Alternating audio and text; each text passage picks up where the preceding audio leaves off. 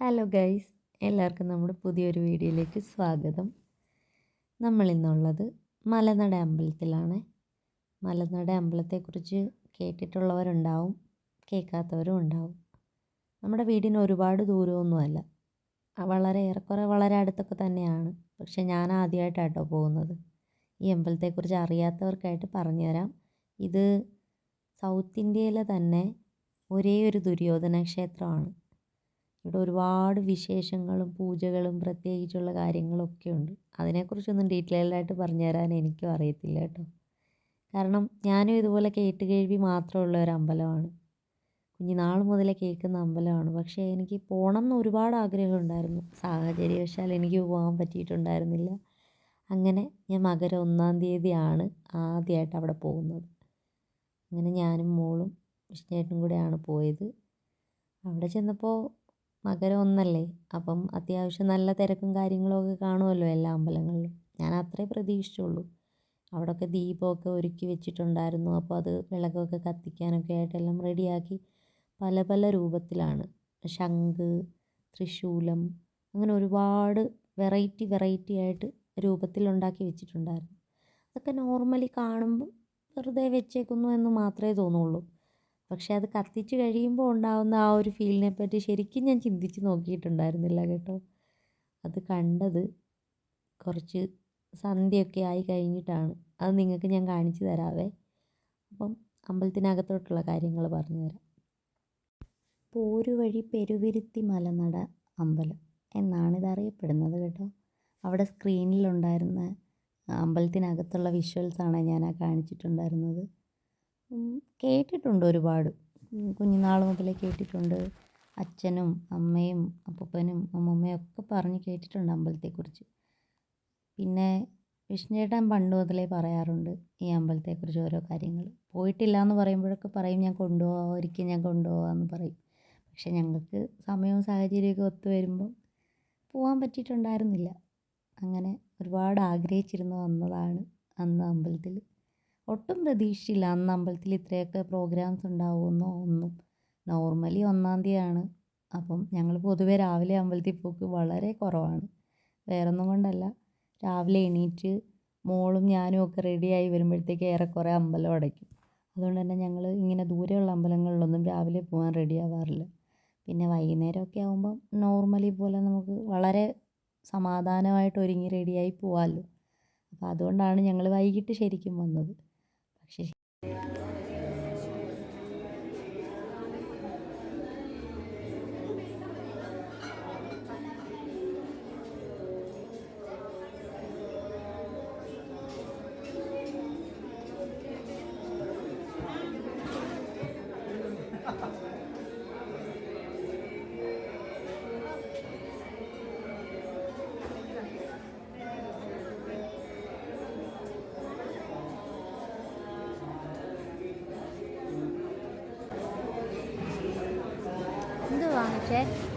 എന്ത് വാങ്ങിച്ചേ? ഇതൊക്കെ വാങ്ങിച്ചേ? ഞാൻ വെച്ച് പേപ്പർ മാത്രമേ ഉള്ളൂ. ഞാൻ വെച്ച് ഇനി ഫോട്ടോ എന്തോ ആണെന്ന്. അപ്പുറത്ത് എന്തുവാ? നമുക്ക് വഴിപാട് വെക്കാം. ഞാനടാ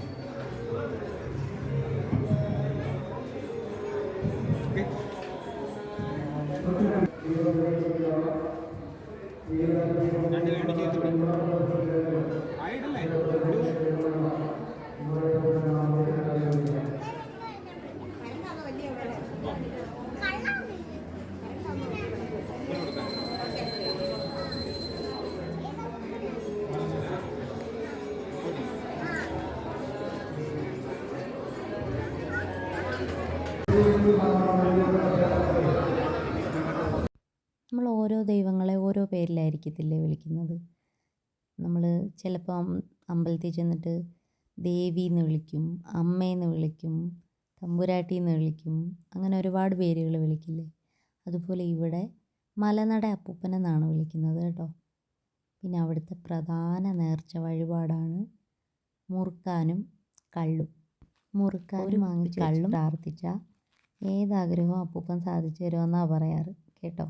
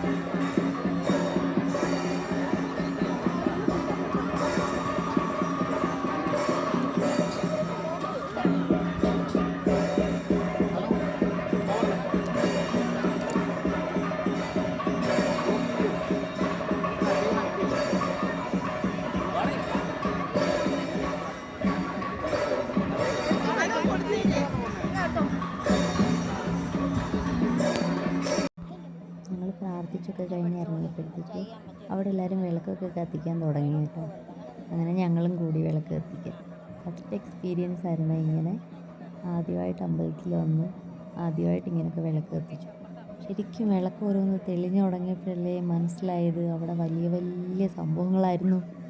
പിന്നെ അങ്ങോട്ട് ശരിക്കും ഒരു ഉത്സവത്തിൻ്റെ പ്രതീതിയായിരുന്നു. ആ വിളക്കുകൾ വെച്ചിരുന്നില്ലേ, ചെറിയ ചെറിയ മൺചിരാത് വെച്ചിരുന്നില്ലേ, അവിടെ ഓരോരോ വലിയ രൂപങ്ങൾ ഉണ്ടാക്കി വെച്ചിരിക്കുകയായിരുന്നു. ഞെട്ടിപ്പോയി ശരിക്കും. ഞാൻ അങ്ങനെ അതിനെ അത്രയും ആ ഒരു സൂക്ഷ്മതയോടെ നോക്കാത്തത് കൊണ്ടാവും അങ്ങനെ ഒരു രൂപം അവിടെ ഞാൻ ശ്രദ്ധിക്കാഞ്ഞത്. പക്ഷേ വിളക്ക് തെളിഞ്ഞു കഴിഞ്ഞപ്പോഴാണ് അത് കൂടുതലും ശ്രദ്ധയിലോട്ട് വന്നത്. ശരിക്കും മനോഹരമായിരുന്നു കാണാൻ. അത് ശരിക്കും അവിടെ നിന്നിട്ട് അത് ഫുള്ളി ഇങ്ങനെ കാണുമ്പോഴത്തേക്ക് മനസ്സിൽ നമ്മുടെ ചിത്രനില്ലേ, ചിത്രൻ പറയുന്ന ആ ഡയലോഗായിരുന്നു ഓർമ്മ വരുന്നത്. ഭൂമിയിലേക്ക് സ്വർഗ്ഗം ഇറങ്ങി വന്നതുപോലെ തോന്നുമായിരുന്നു. അത്രയ്ക്ക് മനോഹരമായിരുന്നു അത് കാണാൻ. ആ രാത്രി ഇത്രയും വെളിച്ചം, ഇത്രയും ആളുകൾ, തിരക്ക്, സൂപ്പറായിരുന്നു. എനിക്ക് തോന്നുന്നു കുറേ നാൾ നാടൊക്കെ മിസ് ചെയ്ത് നിന്നിട്ട് ഇങ്ങനെ കാണുന്നതുകൊണ്ടാണോ എന്നറിയില്ല. ശരിക്കും മനോഹരമായിട്ടുള്ള കാഴ്ചയായിരുന്നു കേട്ടോ. ഫുള്ള് വിളക്കൊക്കെ കത്തിച്ച് കഴിഞ്ഞിട്ട് വീഡിയോ എടുത്തിട്ടുണ്ട്. അത് ഞാൻ നിങ്ങൾക്ക് കാണിച്ചു തരാവേ.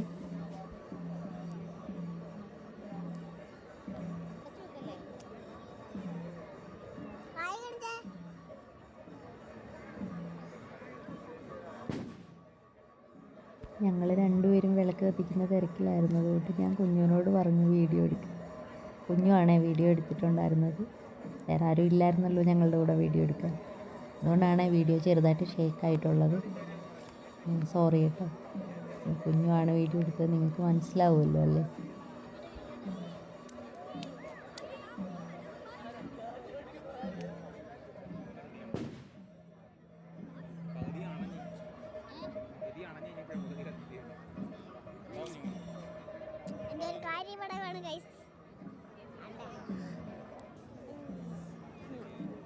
തീയ നോക്കി ഇറങ്ങി.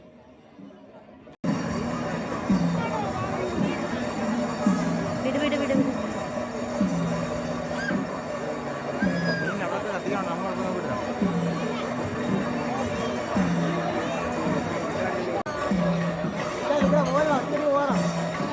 ഇങ്ങനെ എടുക്കണോ തിരിച്ചെടുക്കണം? അങ്ങനെ ഇച്ചിരി വലിയ വീഡിയോ ഇട്ടോ.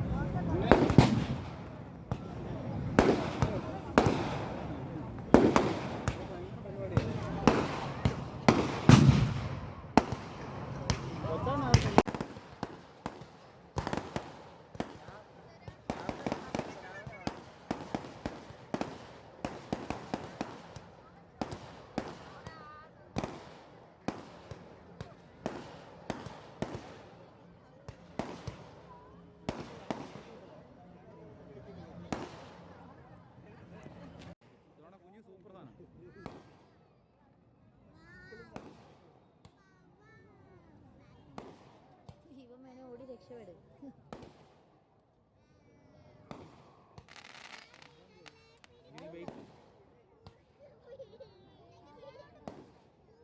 അടങ്ങിയിരി കുഞ്ഞു.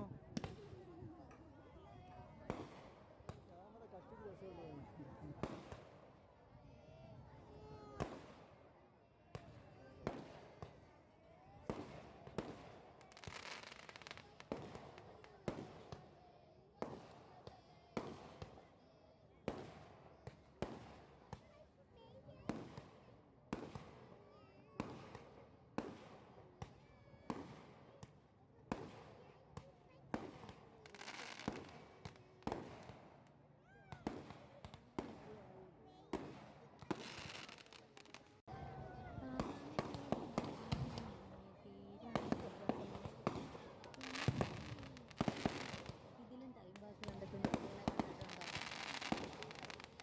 ആ ഡ്രോൺ ഇങ്ങോട്ടാ ഓടി രക്ഷപ്പെടുന്ന നോക്കി നിൽക്കുന്ന രണ്ടുപേരും പുറകെ നിൽക്കുന്ന തട്ടിച്ച് രക്ഷപ്പെട്ടെന്ന് പറഞ്ഞിരിക്കുന്നു.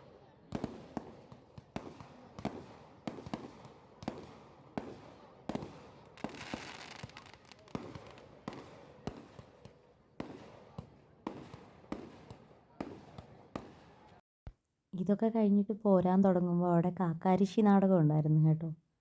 ഞാൻ ജീവിതത്തിൽ ആദ്യമായിട്ടാണ് കാക്കാരിശ്ശി നാടകം കാണുന്നത്. ഉത്സവപ്പറമ്പുകൾ മുഴുവനും കറങ്ങിയിട്ടുണ്ടെങ്കിലും പക്ഷേ ഇങ്ങനൊരു പ്രോഗ്രാം ഞാൻ കണ്ടിട്ടില്ല.